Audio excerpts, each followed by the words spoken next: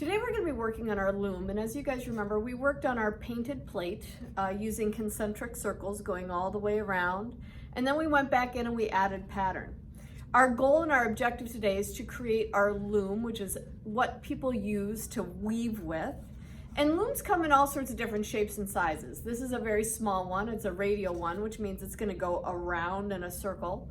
But looms come for manufacturing. They can be done by hand. They can actually make jewelry. There's all sorts of different types of looms. Now, our goal today is to create our loom so that when we go to weave, it's all set and all organized and ready. Now, what is important is that you do follow instructions on this, and please don't jump ahead. Make sure you go step by step. It will ensure that your loom is done correctly. The good news is if you are one of those that, for example, you lose a direction or you just get a little confused, not to worry. We are gonna go back. We will actually show this video again, and then you can always undo it and redo it. So here are 3 things you're gonna get for this project. Just for today, our goal again is to make our loom. You're gonna get some tape. It's just gonna be a little piece of masking tape. You're gonna have your loom, which you actually already made. And then lastly, you're going to get a string, and that's fairly long. It's measured out. And you're gonna end up actually using this at the end. Now, if you take a look at your loom, you remember that we put notches in it, and we should have 19 notches in all. You can choose any notch, but I'm gonna suggest choose one just up at the top in the center, okay? And you're going to place your string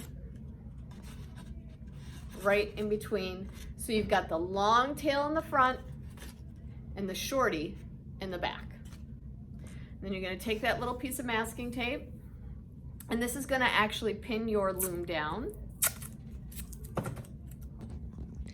Now what you want to do is actually lay your plate out in front of you. Make sure your taped side is down at the bottom and the dangly tail is up here at the top. Okay, and let's just double check. You're going to count 1, 2, 3, 4, 5, 6, 7, 8. You should have 8 notches on one side. That should be on your left. L for left. Okay, we're going to check the other side. 1, 2, 3, 4, 5, 6, 7, 8, 9. 9 notches on the right. Remember, your right always makes a backward L, okay? So since we have 8 on this side and we have 9 on this side, we want to go this way, okay? So we're going to cross over on the top, just slide it in between the notches, okay? And you are going to make the world's skinniest X, just like that. You're going to slide it back through the notches, go all the way across, make a skinny X, slide it in.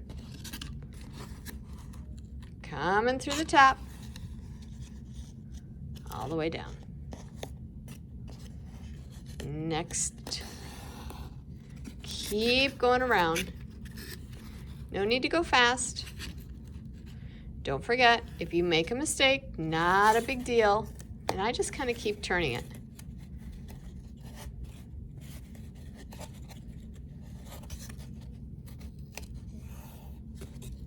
Remember, if you pull too tight, your loom is going to get warped. So you want it snug, but not super tight. Now, if you look, I've only got 1 notch here, because remember there were 8 on this side, and I have 2 over here. That's a good thing. That shows me that I'm doing it right. I'm gonna slide it in, go to the other side, okay? And then I'm going to want the last notch just like this. And what you should have is each one is actually threaded, and then you should have a long tail at the end. And this is gonna be what's known as the weft. The weft is gonna be what's gonna be going around your circle.